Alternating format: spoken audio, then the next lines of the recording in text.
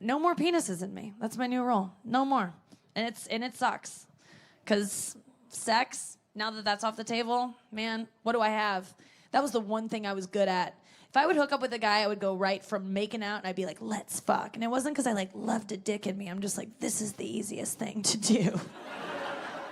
And I'm good at it. I like doing things I'm good at. Girls like doing things they're good at. I am great at getting fucked. I just am. And I know that's braggy, but I was just born with the ability to kick back and have a hole. Like, I just like lean into it. And as a whole, I think... As a whole, I think it is by far our best option to get you off is having sex. It's the easiest. I never understand when girls are like, no, I didn't have sex with them. We did everything except sex. I'm like, are you exhausted? Why would you do all the hard stuff? What's in it for you? Sex, at least, like, if you have sex, it's gonna feel good. You could come, you know? You won't. Probably. Like, most of the time you don't, but it's like on the table, right? Our options to get you off just are like, ugh, they're not great. And we have to get you off.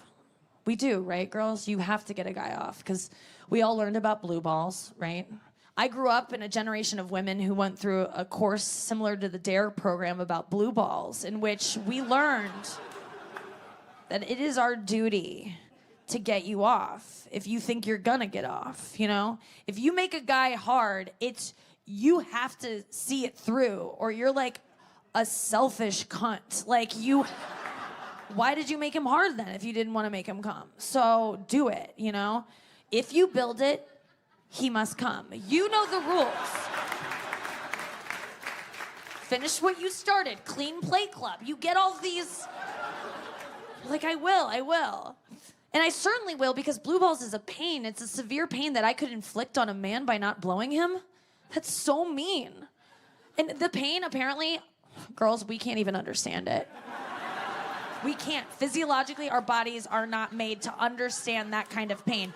But I can guess the closest we can get is like maybe a spinal fracture or like a gunshot wound. That's kind of in that range. So you go, oh my God, I don't want to make this guy feel that pain, this guy that I don't really even like that much. So you blow him or you fuck him because you're like, I don't want you to be in pain. Here's the antidote. And then you find out it's not a pain, and that's a bunch of bullshit. It's not a pain. It's a feeling. For sure it's a feeling, and I will validate that. It is just like a...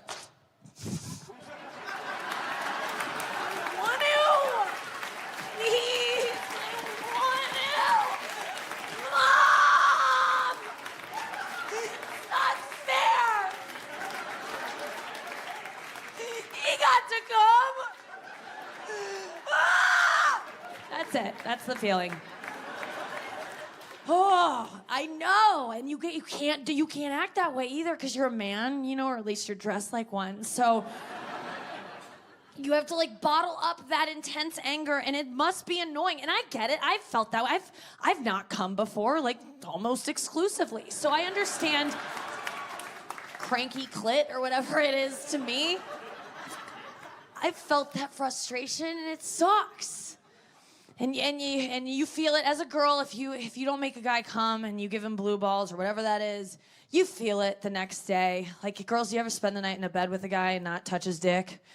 Oh, the next morning, the energy will have shifted in the room. There's just a palpable anger that even he's not aware of, but he's tying his shoes kind of loud, and you're like, yikes.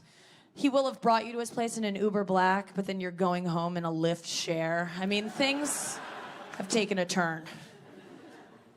So you just make guys come. Like, you're just like, oh, I'll make them come because I don't want to hurt them.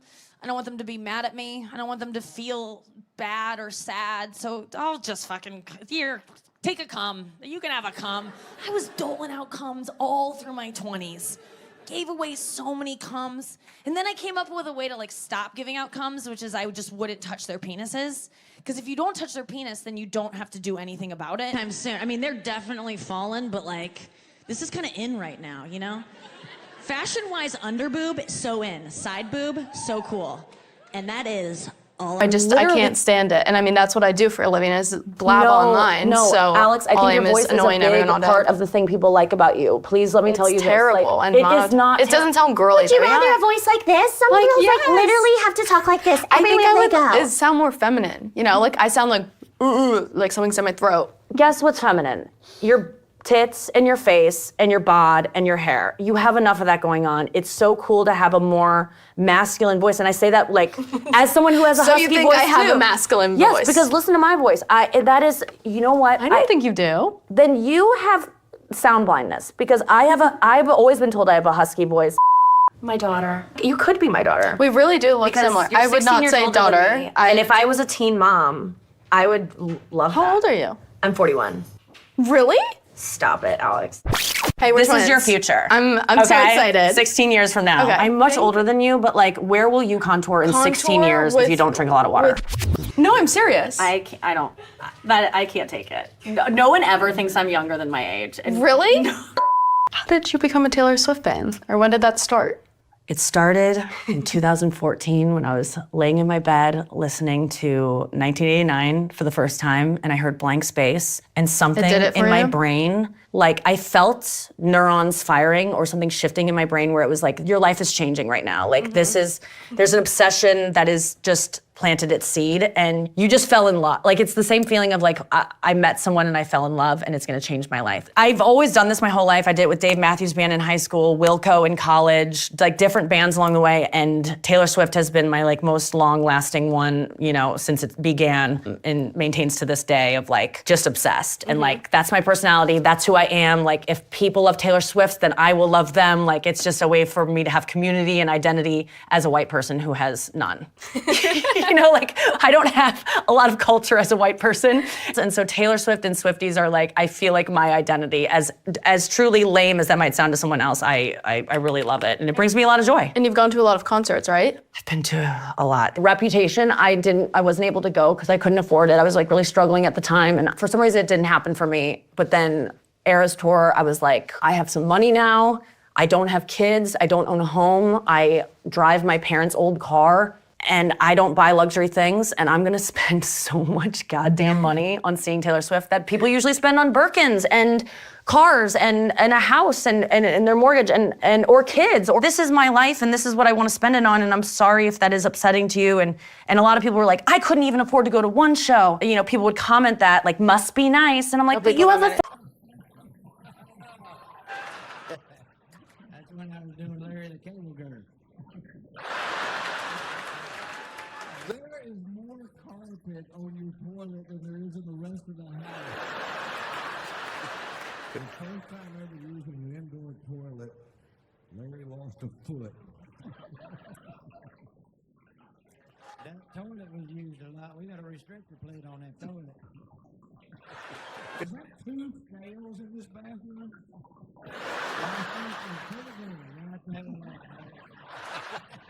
We had to total it up. We only went to 300 each.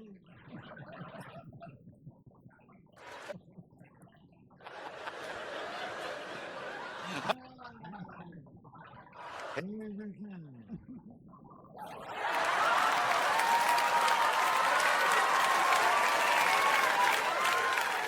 Is this one of the stories that includes the phrase, and then we started drinking tequila? What you don't know is the pool's empty.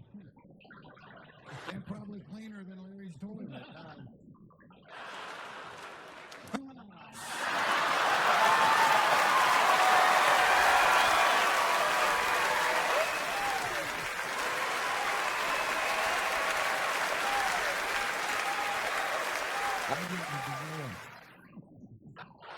That look as the look of this. I got to fart so bad. This is your assistant manager at the Lazy Eye Institute. Can I help you? That's the originator of the website upskirts.com.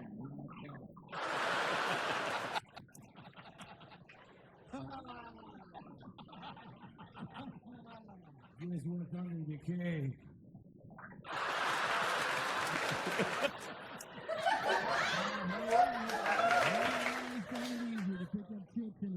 band PK.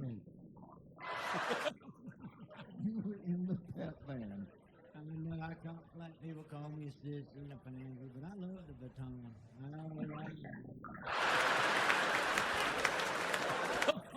The couch is like something from the Jimi Hendrix collection at Sears, too. It's like, I don't know, that's my sister taking a nap now.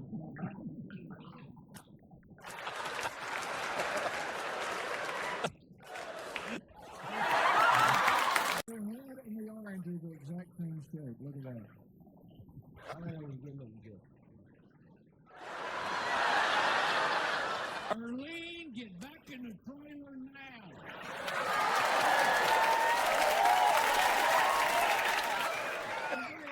Where did you come up with them redneck jokes, man?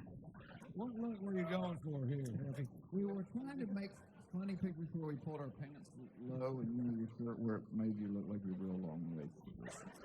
Good God. You're an idiot.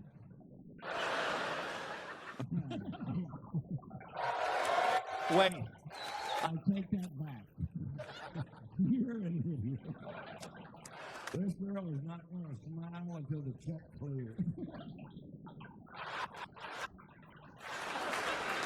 You were having way more fun